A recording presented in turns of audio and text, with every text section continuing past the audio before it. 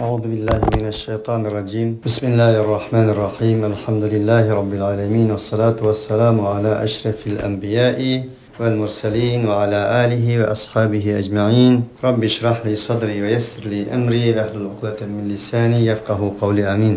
Bugünkü dersimizde inşallah 69. ayetten başlap devam kılımız. Hemmimizge ma'lum ilgirki derslerde münafıklarning çimperdilerini açıp taşlamakta idi Allah. İlgirki dersinin muqaddimisinde, sürünün muqaddimisinde deganimizdek bu sürünün ismi Fadiha. Fadiha degani açıkçı, çimperdilerini açıkçı degan ma'noda. Nima uchun deganda münafıklarning çimperdilerini, yüzdeki maskelerini açıp etgan bo'lganligi uchun shunday deyilgan. Shunga ayet yanılan münafıklarning çimperdilerini açısh bilan davom qilmoqda. Uzayfatul Yamani radhiyallohu anhuning degandek bir hadisda boshqa sahobalarning o'zi doim payg'ambar alayhissalatu vassalamdan yaxshilikni so'raydi. Qanday qilsak jannatga kiramiz, qanday amal yaxshi, qaysi afzal degan o'xshagan savollarni so'raydi.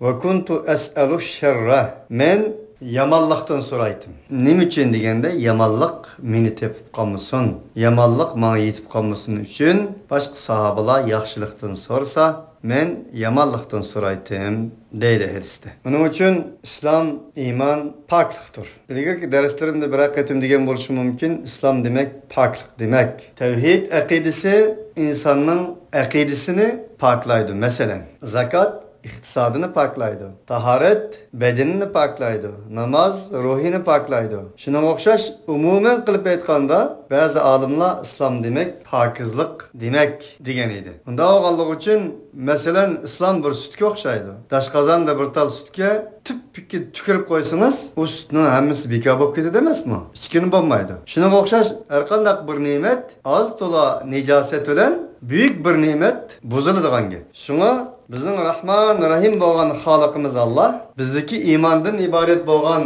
halal pak bu cevherni qo'g'dab qilish, saqlab qilish, buni barliq moddiy va ma'naviy nejasetlardan uzoq tutish maqsadida bizga munofiqlarning nifoq va munofiqlikdan ibaret bo'lgan ma'naviy nejaset. Bu nejasetni Alloh subhanahu va taolo bizlarga bayon qildi. Maqsad shu. Yana Alloh subhanahu va taolo davom qilib deydiki: "Kellazina min qablikum kanu ashadda minkum quwwatan wa akthara amwalan wa awladan fastamta'u bi khalaqihim فاستمتعتم بخلاقكم كما استمتع الذين من قبلكم بخلاقهم وخضتم كالذي خاضوا أولئك حبطت أعمالهم في الدنيا والآخرة وأولئك هم الخاسرون."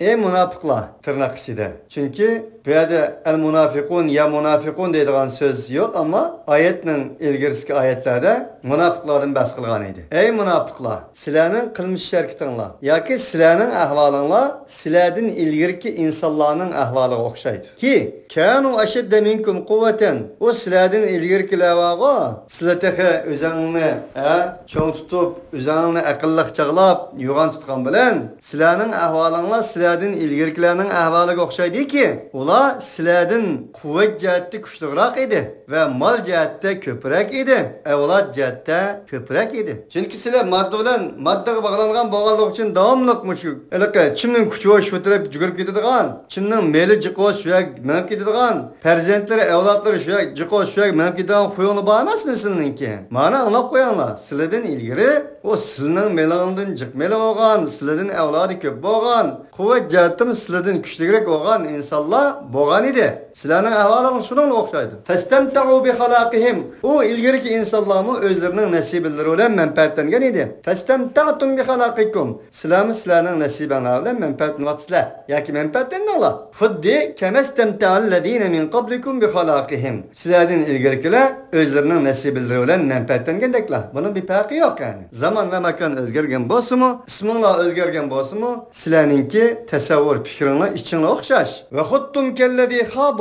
Sizler hem manasız uyan tamaşalarga, şehvet ve gafletlerge, fahişi fuhaşalarga, haram kılmışlarga, xuddi ular çümgendek sizlermi çümdünler. Kellezi khadu. Ular okşaş ki, bir zatlar okşaş ki, çümdiler ular. Şu okşaş. Ulaike habitat a'maluhum fid dunya vel ahire ve ulaike humul khasirun. Yani ağaçla ulanın ularning amellarini Allah dünya ve ahirette birkaç kılıp etken insanlar. Zaten ularning halis ameli yok ki Allah subhanahu wa ta'ala'nın huzurunda. Ularning amelleri riyaga, ularning amelleri şöhretke, ularning amelleri yüz abriga, ularning amelleri üstünlükke, ularning amelleri muşda pahal, muşda ahvallarga serp kılınganlık için ularning amelleri fecalnahu haba'an menthura degandek Allah Teala'nın biz ularning amellerini çang tozanga aylandırıp ettik dedi ayette. Ularning amellerini Allah bika kılıp etken insanlar bu deydi. Birkaç oldu ularning amelleri dünya ahirette. Yani şular hasirun, yüzünü yuqatkan insanlardır. Ziyan tatkan insanlardır. Çünkü ular dinni madde satkanlık için setilgan din bulmaydı. Setilgan nesi yüzünün olmaydı da. Setilgan nesi bulmaydı, yok oludu.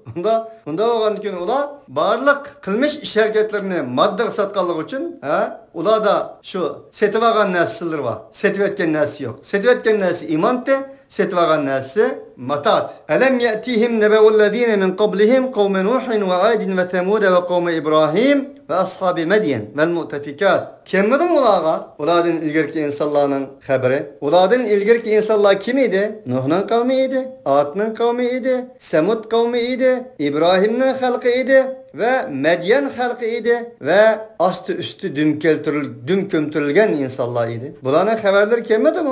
Eğer hazırki ahvalimizni qarsak, dünyada hem yerlerde bulavatkan Allah subhanahu wa ta'ala'nın ayet-i kevnileri, afetleri, bular kömkemmidi mi bulağa? Kömetemdi bularni. Bundan ibret emmamdi. Etethum rusuluhum bil beyinat. Keldi ularning elçileri uçuk aşkarı hüccetler bilen keldi. Fema kana Allahu liyadlimahum velakin kanu anfusahum yadlimun. Bulmadı Allah subhanahu wa ta'ala ularga zulm qılay. Allah insanlarga zulm qilish layık emas. Fema kana velakin kanu anfusahum yadlimun. Lekin ularning öz nefsiga zulm qılgan insanlar idi.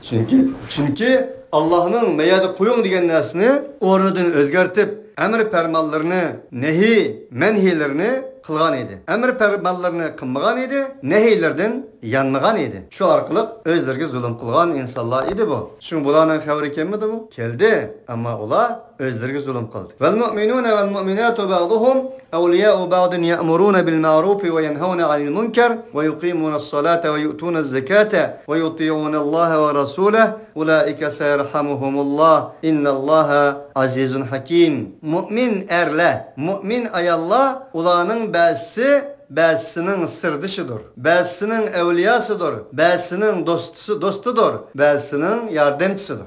Kardeşler, Allah subhanahu ve ta'ala bu ayette bugün gündeki bizim musulmanlık ahvalimiz, bizim musulmanlığımız ceryanındaki bazı hiddeden aşkan fikirlerge uç aşkara cevap vermekte. Nima o? Erler bilen ayallar otursuğa tosap koygan bir tağ, tosak. Bunda emas. Mümin erler, mümin ayallar ularning ba'sinin evliyası, dostu, qarindişi. Bularning aralığında hiç qanday bir tosak yok. Devlet işlerinde, siyaset işlerinde, ibadet, ticaret ve muamele işlerinde bular birisi yardımcı bo'ladi.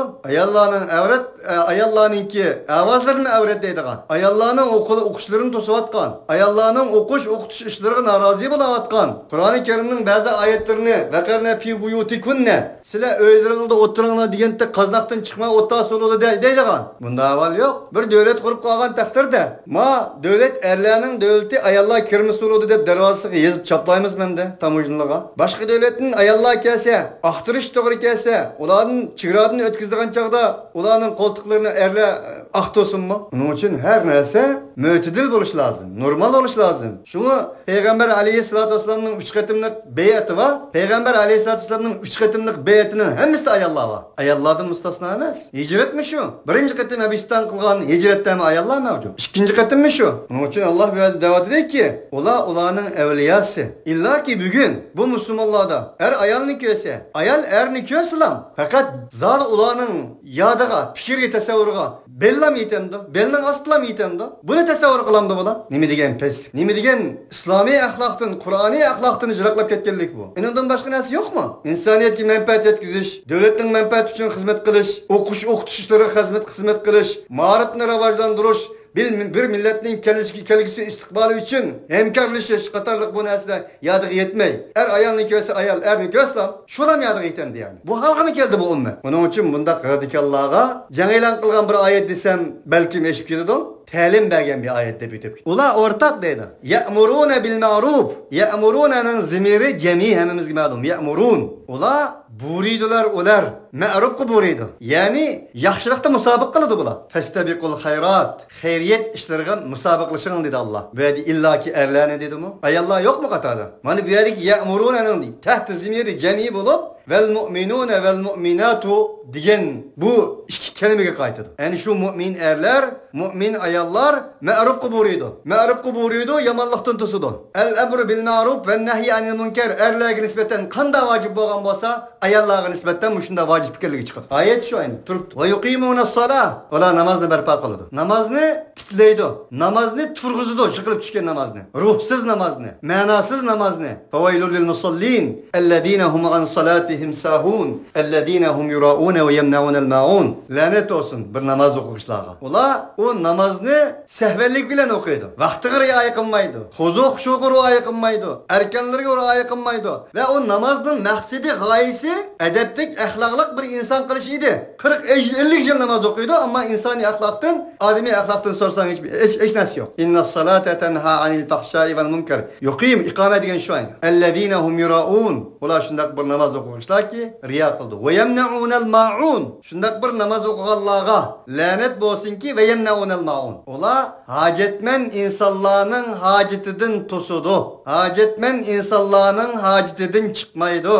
Fa ammal yatima fala taqhar va ammas sa'ila fala tanhar. Yetimlarni do'qislatma, so'rag'anlarga quruq qo'l qaytoma. Mana buni bilgan payg'ambar alayhisolatu vasallamning axloqiga qarasak, bu oyatlar Muhammad alayhisolatu vasallamning hayotida qanday ta'sirlarni ko'rsatganligini, qanday bir Qur'oniy inqilob ekanligini ko'rib olg'ili bo'ldi. Va yutuna zakata, eng so'ygan mollarni berdi. Zakatni berdilar deb o'tib ketmaylik bundan keyin qarindosh. Ashni qo'shib qo'yaylik. Eng so'ygan mollarni berdi. Lan tanalul birra hatta tunfiqu mimma tuhibbun wa atal mala ala hubbihi wa yut'imuna at-ta'ama ala hubbihi. Sizlar eng go'zal, eng yaxshi, sizlar eng suydigan narsangizni chiqim qilmoqchilik yaxshilikka yetilmaysizlar. Ular muttaqilar shunday bir insonlarki malning eng yaxshisini berdi. Yoki shu malni suyib turib berdi. Suydigan malni berdi. Ashqan tashqin emas, eski piskillarni emas, yug'ishtirilmagan emas. Va yut'imuna at-ta'ama ala hubbihi. U mu'minlar shunday bir insonki o'zining eng yaxshi ko'rgan narsasini boshqalarga berdi. Endi keyin deydiki, innama nut'imukum liwajhillahi la nuridu minkum jazaa va la shukura. O'zining yaxshi ko'rgan yaxshini berib, endi keyin qilgan amalidan yana o'jbi qilib günah şirk olmasın deb Allah yana müsbetlep koydu. Ular bir poğan deyken deydi ki biz fakat sizlerge biriniz bu malını livajhillah Allah'ın vecihisi için, Allah'ın yüzü için, Allah'ın yüzüsü için birimiz. La nuridu minkum cezaa ve la şukura. Sizlerden ne teşekkür ne bir mükafat istemeyimiz. Bunu irade kılmayımız. Bizim gayemiz, nişanımız Allah'tır, Allah'ın cemalıdır dedi bula. Şunun için ve yu'tuna zekat digine, zakat ne veriyor digine, özünün iktisadını paklaş için en suyumlik nesillerini veriyor. Ve yuti'unallaha ve rasulah. Ola Allah'a, Allah'ın Resulü'ne itaat kılır. Ya bula elbette ki yakışılık burup yamanlıktan tutsa, namazın tiklişi, zakatını en güzelini bir işi, Allah'ın Resulü'ne itaat kılırlık bulmamıştı. Yani ne için geldi bu ayet? Diyende meyli besun, meyli yakışını besun, kanda şeraitte Allah'ın Resulü'ne itaat kılış diyen bu süpetten bula yanmaydı. Bula bu süpette sabit oldu. Daim müstemir oldu demek. Dep bulap ulaike seyerhamuhumullah. Yani aşla pat fırsatı Allah onlara rahim kılır. Yani Allah'ın rahmetine eriştiren insanlar bu. İnnallaha azizun hakim. Hakikaten Allah azizdir, hikmet bilen iş kılgıcıdır. Ve adallahul mu'minine vel mu'minat cennetin tecri min tahtiyel enharu halidine fiha ve mesakine tayyibeten fi cenneti adnin ve ridvanu minallahi ekber. Zalike huvel fawzul azim. Yani geldi bana. Mümin erlerge, mümin ayallarga Allah aslının estanlar yakıp durduğun cennetini verdi kaldı. Ula o cenneti men gökalım. Demek erinin bir cenneti ayrım, ayalının bir cenneti ayrım zikir kılmaydı Kur'an. Xuddi bugün gündey bizning tasavvurumuzda, bugün musulmonlarning tasavvurida cennet mi er üçün, din mi er üçün, her neyse er üçün. Vay be, ayallarning yok mu? Ya bakın mana. Unda oğallık için ayallarni insaniyet dünyası harlaydigan, tüven kürdigan bu tarih mirası Yahudi Nasaralardan, ehli kitaplardan, burunqi insanlardan kelgan tarih musulmonligimizga az to'la ta'sir qilganda, uning uchun barliq tasavvurlarda birinchi qitimda erlarni o'ylaydigan, erlarga taqsim qiladigan. ve mesakine tayyibeten fi cennati adnin. Ve o cennette ulağa nispeten güzel bir kasır imaretler mevcuttur. Mesakin, meskenin cemisi. Liteskunu ileyhadaki seken. Mesken dedi Araplar öyni, imaretni. Mesakin, meskenlerin cemisi tayyibeten diyen onun sıftı olanda közünü kamaştırdığın alahide kasır imaretle mevcut. Halbuki Allah Subhanahu ve Taala'nın cennetteki kasır imaretleri Allah Teala bir kasır imaret dedi. Közünü kamaştırdığın muşu dünyadaki bazı imaretler karab közlerimiz kamaşkan bolsa Allah'ın cennetindeki kasır imaretler çu. Onu közümüz körep bakmaydığın, kalbimiz onu fikir tasavvur kılıştım mı? Aciz kelediğin muşundak bir gaybi alim. Cennet adn. Ola adli cennetler oldu. Adnan bax saadet degan ma'noda bax saadet bag'chilarda bo'ladi. Jannat. Va yana tehi eng ustun bo'lgan narsa va ridvanun minallohi akbar. Allohdan bo'lgan rozilik. Allohdan bo'lgan suyunch. Allohdan bo'lgan ey bendam, sendan men rozi degan bir sada. Balki inson uyadi yana bir qatam o'lishi mumkin. Ayni vaqtda Musa alayhissalatu vassalam Allohni ko'raman deganda taqqa qaradi, taq turolmagandan keyin Musa ketdi. Allah Subhanahu ve Taala tarafından bir rozilik sadası nidası kelgandan keyin inson ketishi mumkin. Allohu a'lam. Akbar.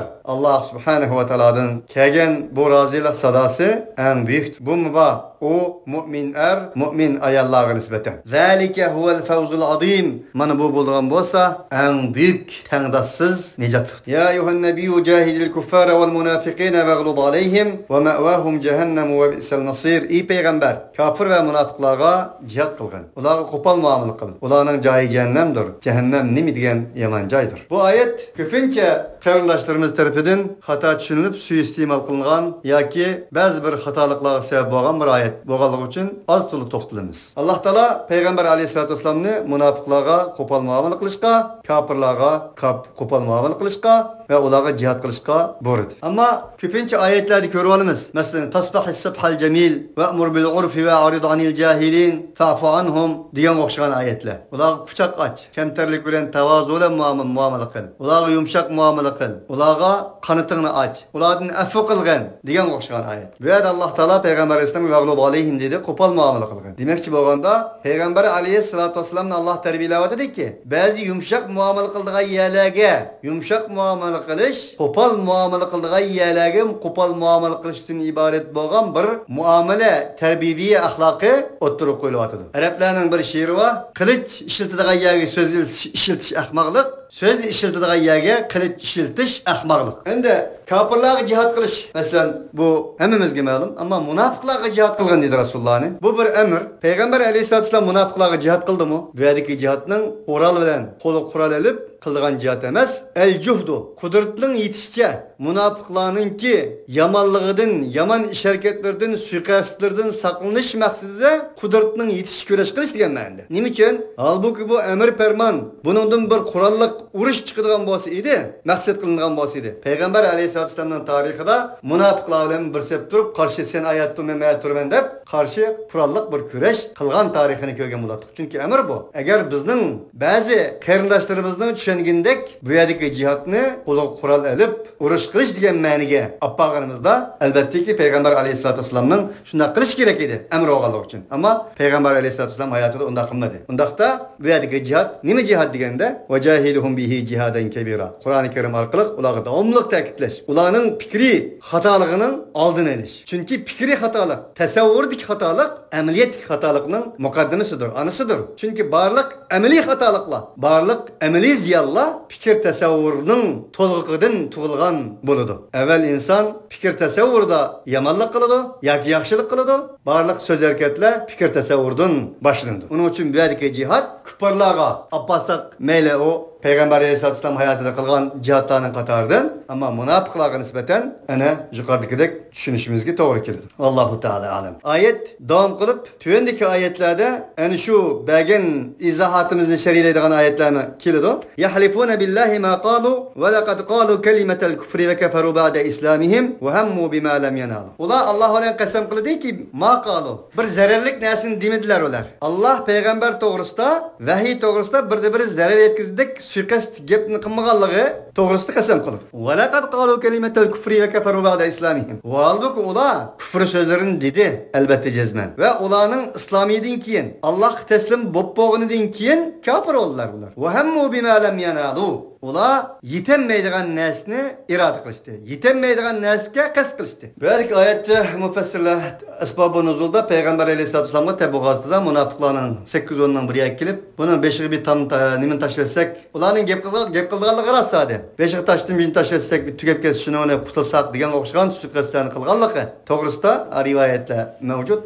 Ama ayet onundan mı chunqur, büyük. Nima deganda va hammu bima lam yanalu. Ular yetenmegen yetenmegen nesi qasd qildi degini alem shumul bir ayet. Yani kafir ve münafıklarının eled devam İslam ve Müslümanlığa nispeten suiqasd qildiganligi. Bununla o maqsadlarga yetenmeydiganlardan ibaret. Bu hakikatni o'tirib qo'ygan bo'lish kerak berdi. Amaliyatmi shu? Va la yazaluna yuqatilunakum hatta yaruddukum an dinikum in istata'u. Ular sizlarni diningizdan yandirish uchun doim kurash qiladi. Qo'lidan kelishcha, ama yetenmeydi. Shunga barliq oqibatlarni muttaqilarga mansub ekanlik. G'alaba mu'min muvahhidlarga nisbat berilganligi. Ular doim o'zlarining g'oya maqsadida İslam ve Müslümanlarını Allah'ın nurunu ağzıları bilen püdep üçemekçi bo'lsa-mu, bu g'oya maqsadlarga yetenmeydiganligidan ibaret bir hakikat bu ayette o'tirib qo'yilmoqda. Wa ma naqamu minhum wa ma naqamu illa an aghnahumullohu va rasuluhu min fadli. Ular intiqom olmaydi ular. Faqat shuning jihatdan intiqom oldiki, bayqildi ularni Alloh taolo va Allohning rasuli u Allohning fazlidan. Subhanallah. Ayet acayip yani ha, qarindoshlar. Ularning bayop qolgandan keyin intiqom oladi degani yani demek münafıklardaki bir rezalet bir hisletini Allah Teala davet eder. Ularning kuchi yetmey turgan bilan kuchi yetgan taqdirda ular bakat olmaydi Allah'ka. Ular kembagal olsa başqacha, boy olsa başqacha, boshliq olsa başqacha, puhra olsa başqacha, yanjig'i pul olmasa başqacha, yanjig'i pul kirgandan keyin başqacha bo'lganligini aytdi Allah. Bugun yo'qmi qarindoshlar? Uning uchun munofiqning alomati 3. Eğer ayet keldi shundan qartada, va'da qilsa xiloflik qiladi, gap qilsa yolg'on gap qiladi. Amanet koysa hıyanet buludu.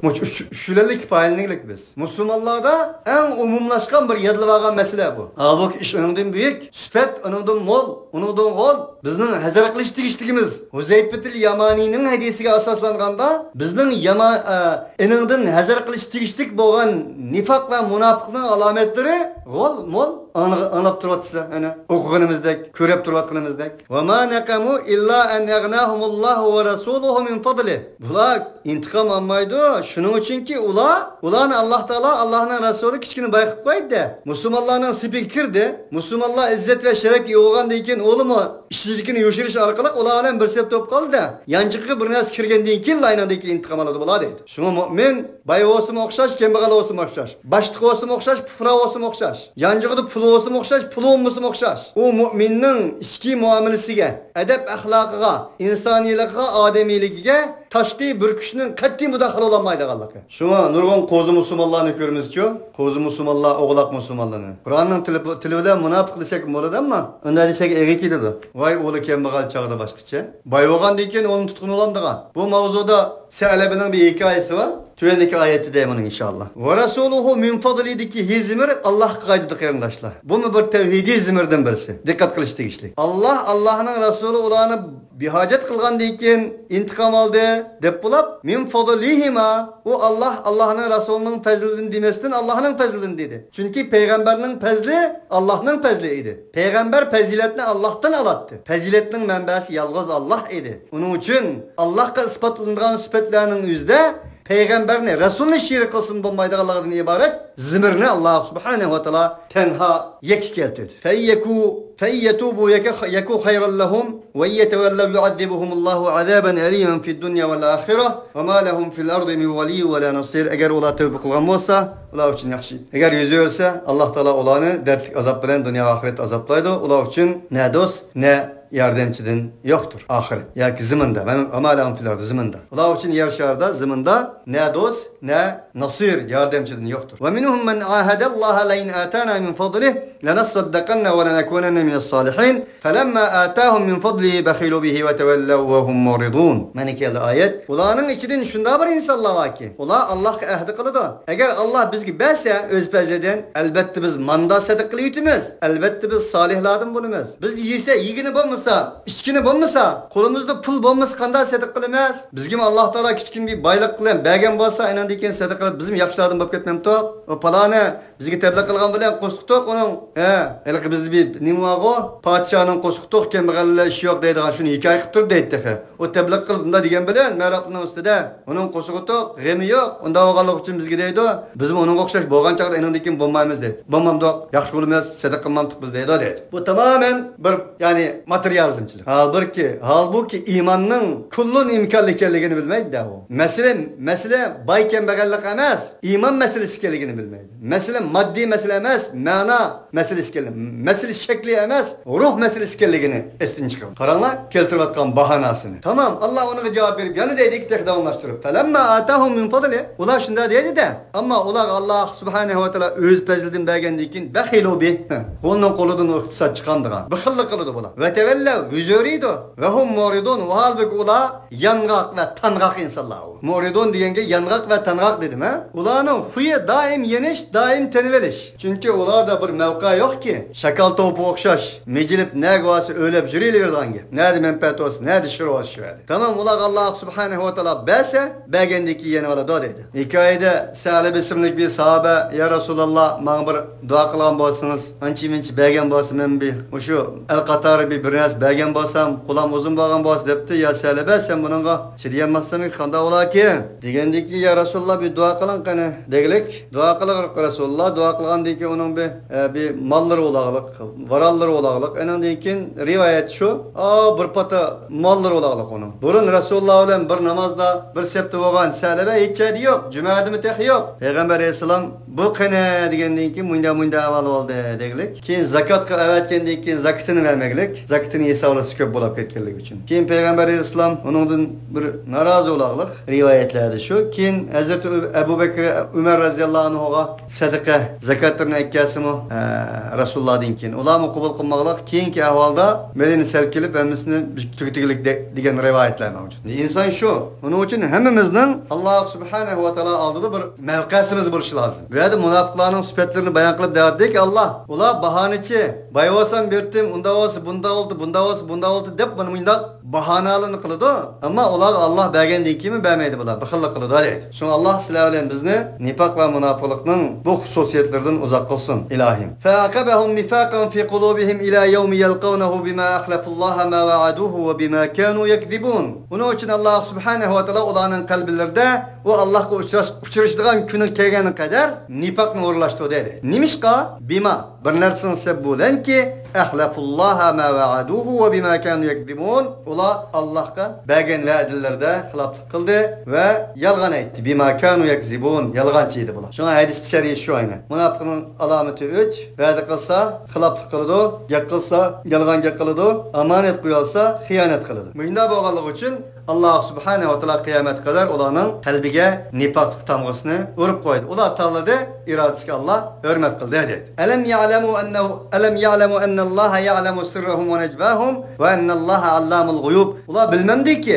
shuni bilmamdiki jazman Alloh ularning sirlarini, ularning oshkor narsalarini bilmamdi. Albatta biladi. Va shuni bilmamdiki jazman Alloh subhanahu va taolo barliq g'ayblarning alomat bek bilgichisi ekanligini bilmamdi. Alladina yalmizuna al-mutawwi'in من المؤمنين في الصدقات والذين لا يجدون إلا جهدهم فيسخرون منهم سخر الله منهم والله عليم عذاب أليم ولهم عذاب أليم. Ular yani şunda bir insanlar ki müminlerinin içinden sadakalarda fidakarlık kılganlarga gözlerini çimixsitib bir xil zanlık kılıdı bular. Tüelleştirdi ularni. وَالَّذ۪ينَ لَا يَجِدُونَ إِلَّا جُهْدَهُمْ. Halbuki o müminler şunda bir insanlar idi ki tapmagan idiler ular şu sadakat doğrusunda fidakarlık bilen bergen mallarını illa cuhdahum megar cuhd degan qarindoshlar qudratning yetishtirishib turib topgan edi dedi. Hayatning asbobi nuzulda sahobalar shunda dediki, bu g'azotda Abu Aqil ismli bir sahabe Medine'de Peygamber aleyhissalatu vesselam tabu gaztıga maddi yardım çakırığı boğa vaktinin özde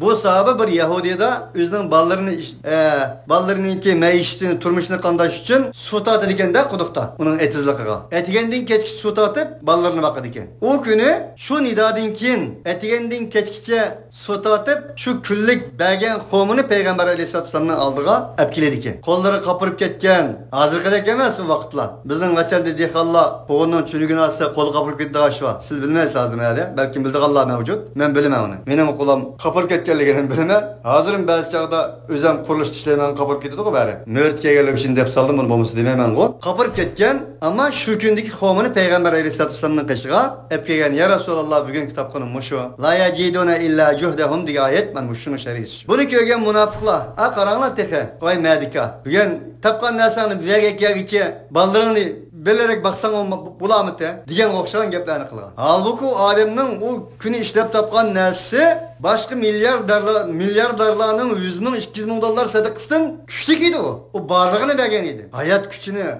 kan terini vergen idi de. Onun için bu münafıklar dedi. Az belsen tek gep tapudu, cık belsen tek gep tapudu. Bulanın zaten maksidi selbilik rolünü oynaş. Onun için karındaşlar Allah subhanehu ve teala silevelen bizni bundak bir nifak ve münafıklıkның hisletlerden Allah uzak kılsın.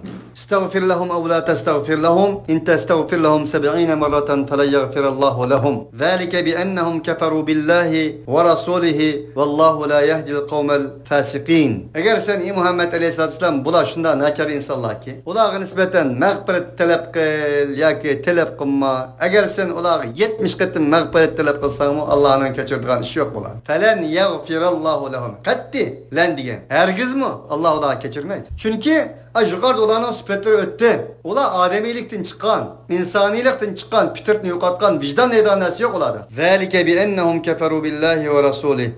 Şu sebep bilen ki cezmen olar, Allah'a ve Allah'ın Resulü'ne kafir boğan sebep bilen aşınak. Vallahu la yahdil kavmel fasikin. İlgiri tebiyetten çıktı, vicdanı yok olanın, ola İslam'dan çıktı degentim, bana ayet geldi. Allah, o fitret dinidin, İslam'ın ademi ahlak, insani, erkeklik, vicdanıdan çıkıp ketken, bundak münafıkların doğru yola başlamaydı. Ular 70 kıtım mağfiret talep kılsam Allah mağfiret kılmaydı. Bu 70 kıtım degenini tabii ki köplükten kinaye. Bizim deyimiz o 100 kıtım anda kıldım. 1000 kıtım desem ben anlamaysa bu de kinaye. Her kanç köp istiğfar etsem o illa ki Resulullah 1 kıtım, 2 kıtım, 50 kıtım, 69, 70 de istiğfar ettiğin derece demez. Tabii ki bu de köplükten her kanç köp istiğfar etsem o Allah mağfiret kılmaydı o demek. Allah subhanehu ve teala hem sanalar eğitimiz ki bizden maddi ve manevi pakizligimiz bo'lgan tevhidimizni, aqidimizni, imanimizni meynet kılıdığan nifak ve münafıklıktan ibaret nicasetinin özünü bizge aşkar koyup bergen Allah subhanehu ve teala'ga talim bergen Allah subhanehu ve teala'ga hem sanalar eğitimiz. Allah subhanehu ve teala'dan şunu dileyimiz ki boğandek körünüşke körüngendek